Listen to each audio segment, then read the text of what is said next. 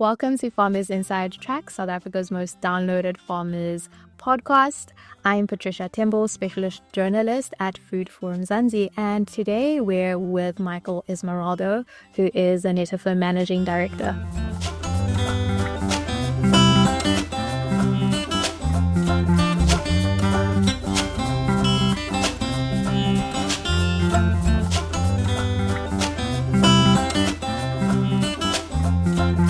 Thank you. It's a huge honor to be here. I know you guys have made it in leaps and bounds over the years. And I'm honored to have this conversation with you. Thanks for having me. Awesome.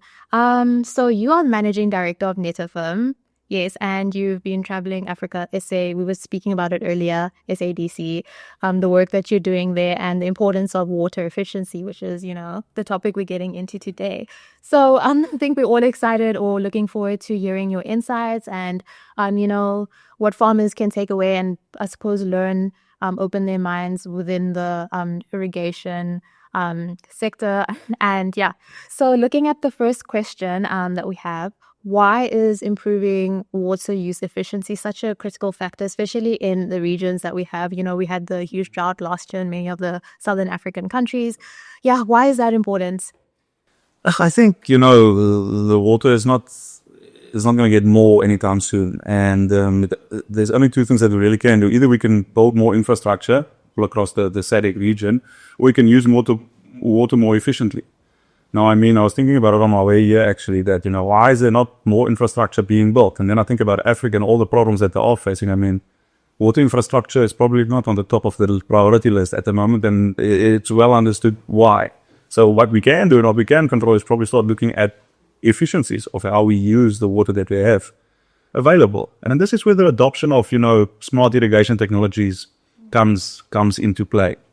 Other issue that I normally have and what I think about quite often is that we deforest in Africa 3.2 million hectares a year, and we deforest for agriculture. I think it's 4 million in total deforestation. 3.2 is for agriculture. There's a big chunk of land.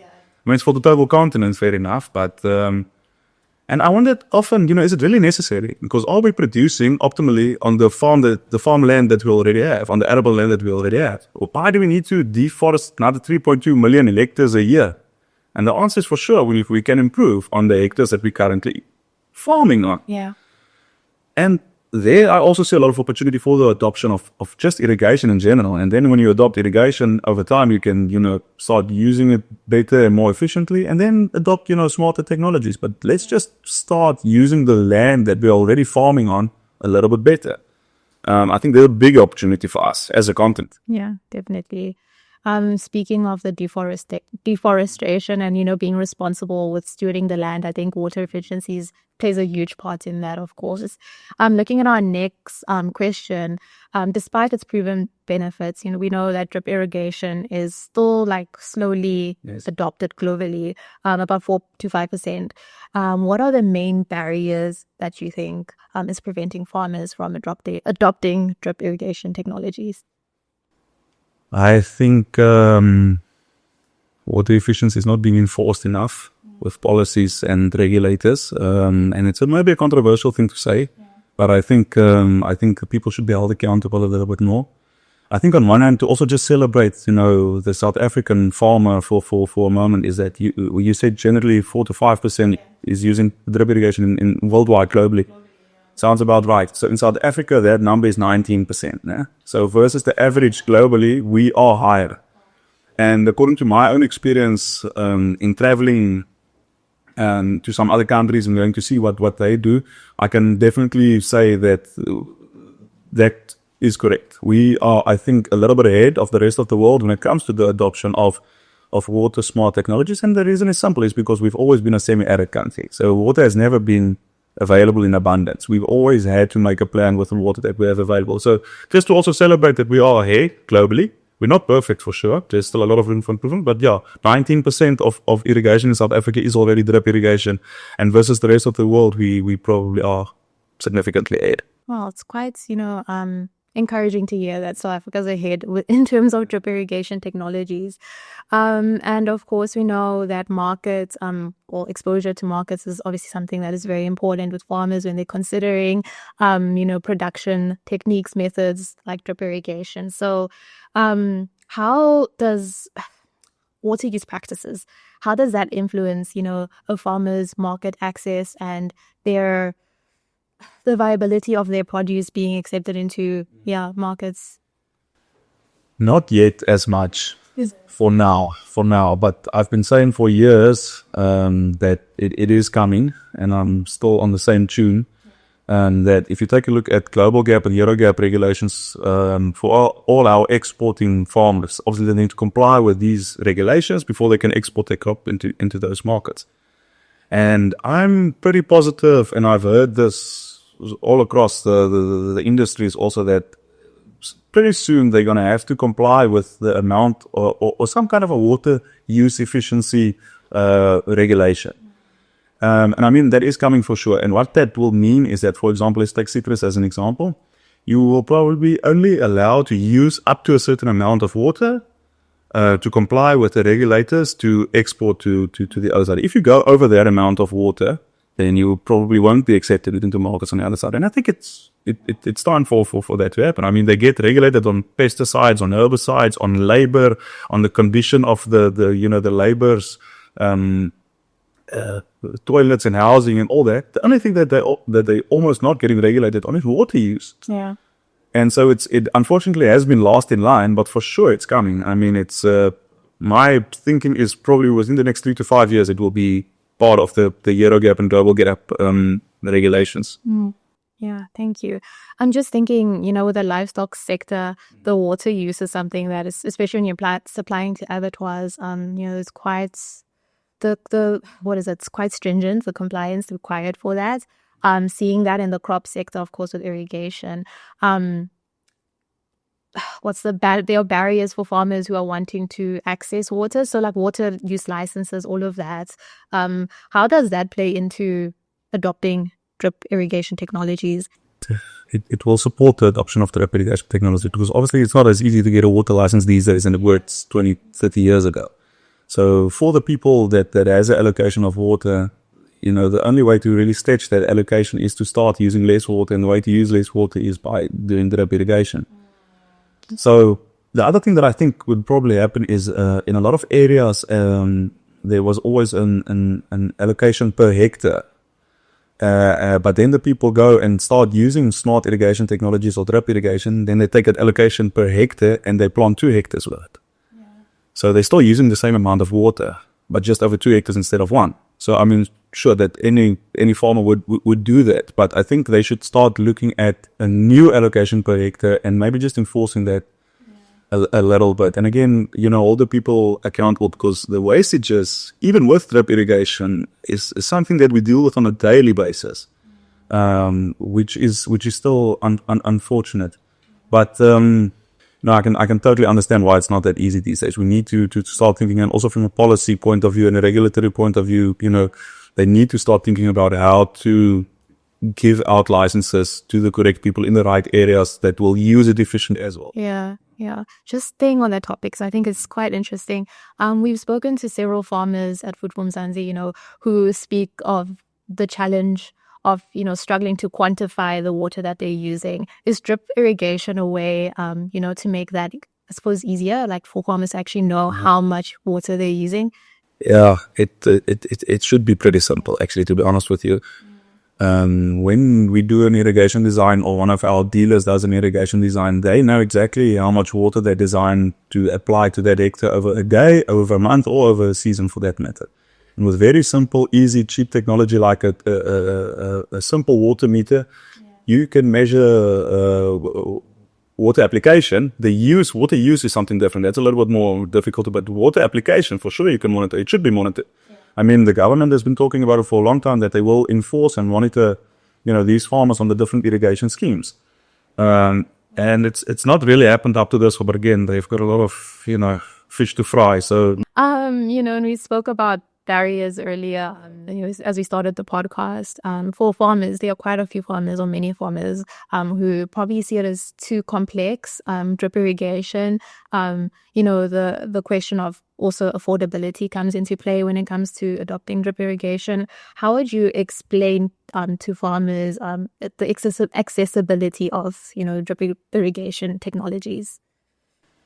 I think over time, obviously, with the exposure that everyone has to the internet and with their neighbors and, farming communities and, channels like yourselves, that bring education to the people and far to reach places, I think it's starting to become less of an excuse that we don't know anymore. I think everyone can learn, everyone that has internet access can learn, and you can learn more than you need to know about drip irrigation by just Googling, or these days everyone asks ChatGPT. You're not Googling anymore, but I mean, you'll be a better irrigator than anyone at Netafim if you just follow ChatGPT's instructions at the moment. So, I mean, I don't think there's an excuse anymore about, I don't know how it works. In terms of accessibility regarding the financial aspect of drip irrigation, that I agree with has been an issue for many, many years.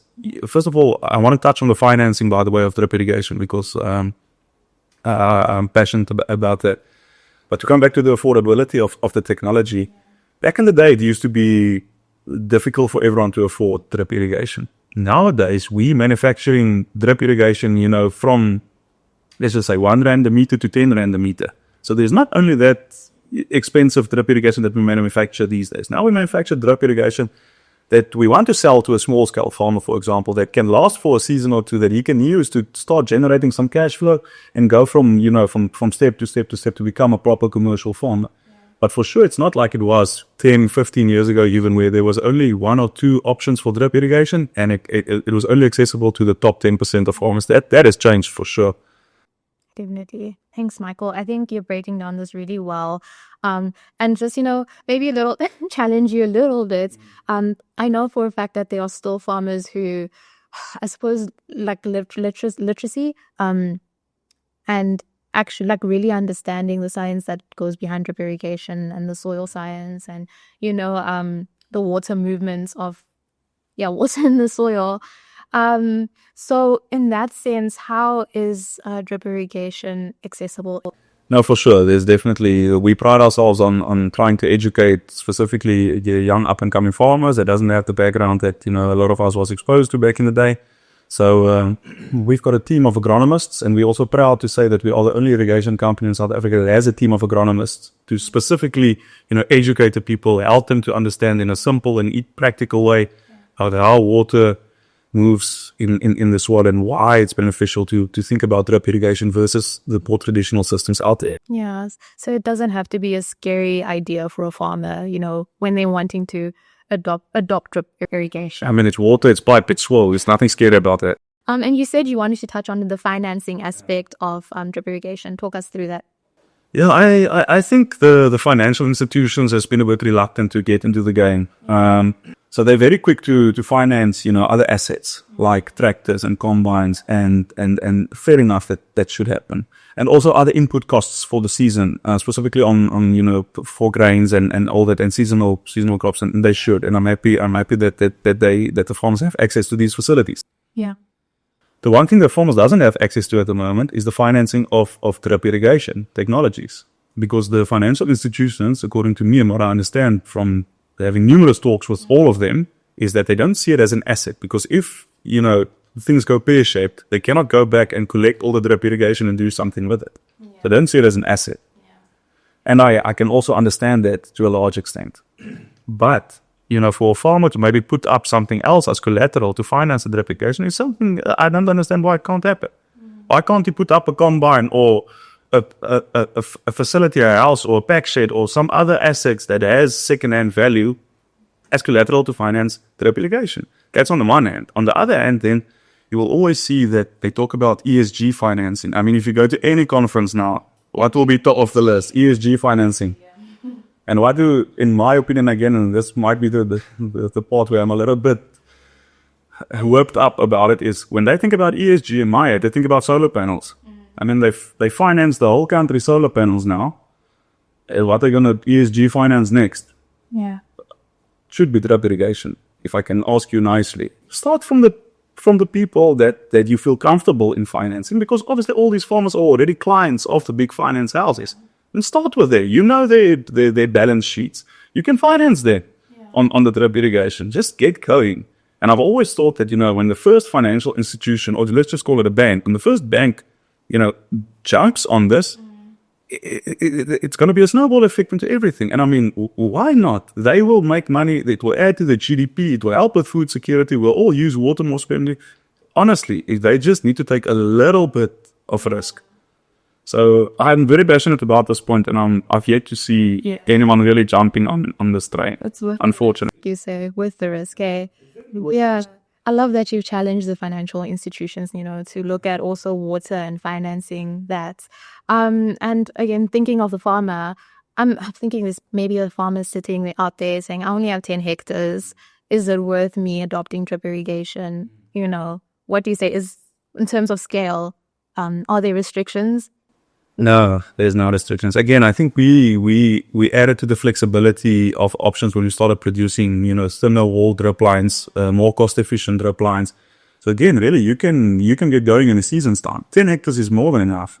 I mean, if I had 10 hectares in my backyard, I'd plant something with drip irrigation. and most probably, if you do things correctly and everything, a couple of things fall into place, you'll be successful from year one onwards, I believe. Amazing. And Michael, we were speaking earlier, you just come back from Zimbabwe and, you've traveled across the world really working with farmers. So you are quite familiar with the unique challenges within the different regions, right?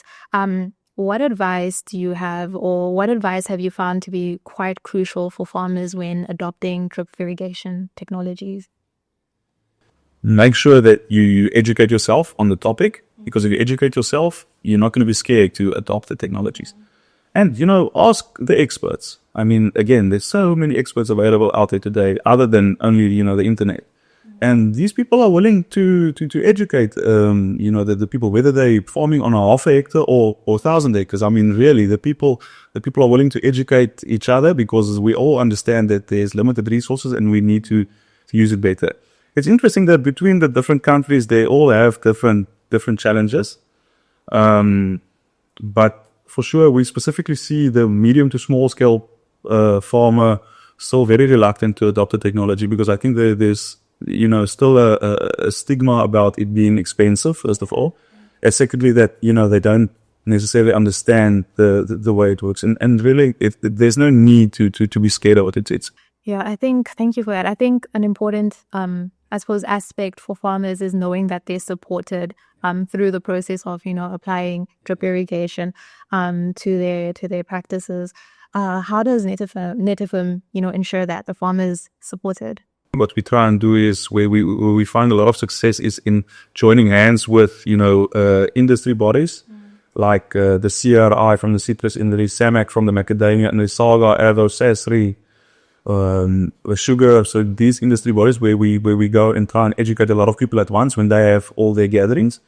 And then I think, with social media and again, channels like you guys, we try and do our part to spread the good word. But and then also on a daily basis, our agronomists and our technical advisors are in the field, busy helping the farmers. Again, whether it be big or small, we really see the bigger vision and the bigger purpose regarding this whole topic. A lot of people might think that it's a big corporate company, they're only in there to make profit.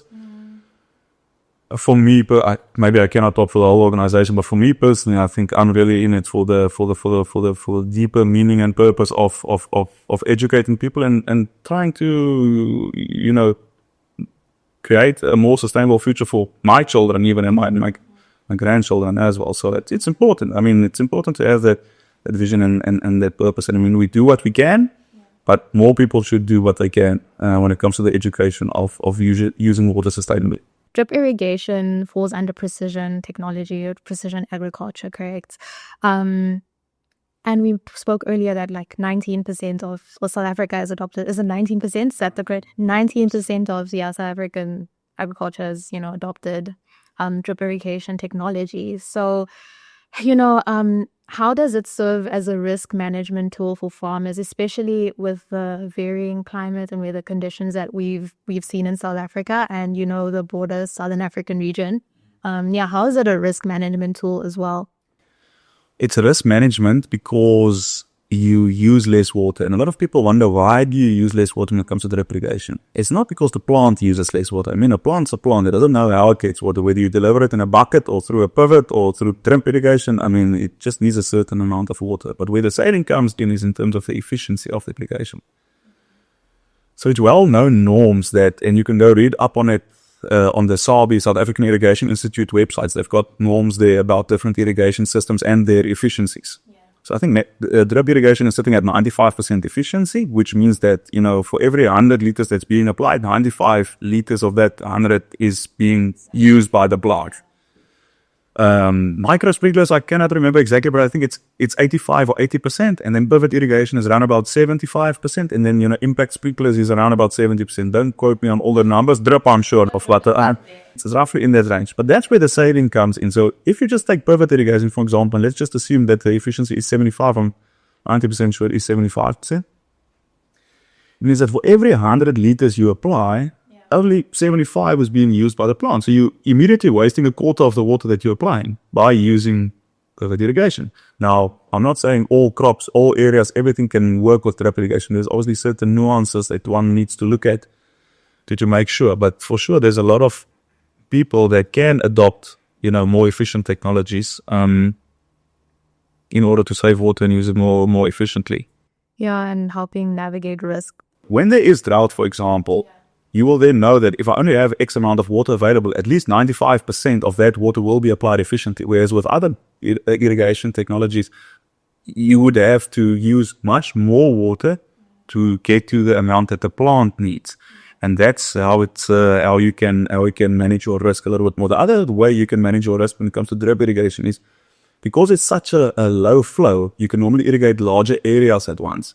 So, for example, if you didn't have water for a day or 2 or 3, you can immediately switch on the taps or switch on the pump, and if you irrigate a much larger area at once. Whereas with higher flow technologies, again, like sprinklers and pivot irrigation, you can only do a piece with the same amount of water, and then you go to the next block or the next block and the next block. But with drip, you can just switch on. Everything gets at least a little bit of water when you don't have enough. So these are the two strategies I would say that you can mitigate your risk with, specifically in uncertain time for the climate. Exactly. You spoke now on like high flow, low flow. With drip irrigation, is it less energy than other irrigation methods? I think that's also something that would count as like risk. Energy is a difficult thing because again, you can with drip irrigation irrigate a large area at once, where you will probably use the same amount of energy, where other irrigation methods will just use of a smaller section. So you will use the same amount of energy, but drip, you can just do a larger area with the same amount of energy than other. So I wouldn't always count that as a benefit. Okay. But for sure, if you take the amount of water that needs to be applied, again, it's less per hectare. So per hectare, you would use less energy, yes, for sure. We've got a lot of inquiries about solar use and irrigation. Now, I mean, you can only use solar and drip irrigation. Unfortunately, there's no. Yeah, it's just because of the less power that you're using. And we've actually there's a couple of very nice companies in South Africa actually doing this on a large scale, where they are marrying the solar energy with drip irrigation, because it uses less electricity. It's more efficient on the electricity, so that people can at least irrigate without the uncertainty of relying on the traditional methods of power grids. Yes, yeah. No, I'm glad you touched on that as well. And to close off, I suppose, how do you see drip irrigation shaping in South Africa, I think, first of all, and then across the Southern African region? What is like in the pipeline, I suppose? Yeah. Listen, for sure, I think we're moving in the right direction. Yeah. Again, if we come back to almost where we started, to say that we're already better than the rest of the world. So we're moving in the right direction. But I think if I could encourage, some of the other industries to maybe go and look at all the industries that have adopted this technology to a large extent, for example, the citrus industry. Yeah. They are a great example, not only for us as South Africans, but for the rest of the world and the continent to go and see how they successfully adopted technology while improving yield, while improving quality, while opening up markets to the rest of the world. And I mean, it's just win, win, win, win. So I think some of the other industries in South Africa can go and knock on the door of the citrus industry to go and learn. And for that matter, the SADC countries as well. You know, they're very young when it comes to irrigation, but the successes that we've already seen, you know, in certain cases in Zimbabwe, in Zambia, in Malawi even at the moment, there's a lot to go and learn on farm from these success stories. I'm positive. I think that the people have seen the benefits now of, you know, these technologies. It's just now about the rate of adoption. And that is the thing that we need to speed up now. I think a lot of the convincing has been done. The score is on the board, and I think that people can see the benefits of, you know, using the water more sparingly, you adopting these technologies. Again, now it's just, you know, our turn to push the rate of this adoption. Michael, thank you so much for, you know, just shedding light and going more into the topic of drip irrigation and accessibility. I think, yeah, for the farmers listening, a lot has been cleared up. So thank you so much for your time on Farmers Inside Track. But I really enjoyed it. Thanks for your time, and thanks for everything Food from Zanzi is also doing to better the state of agriculture in South Africa. We appreciate it as well. That was Managing Director of Netafim, Michael Esmeraldo. Thank you so much to listening to Farmers Inside Track podcast, proudly brought to you by Food from Zanzi in partnership with Netafim.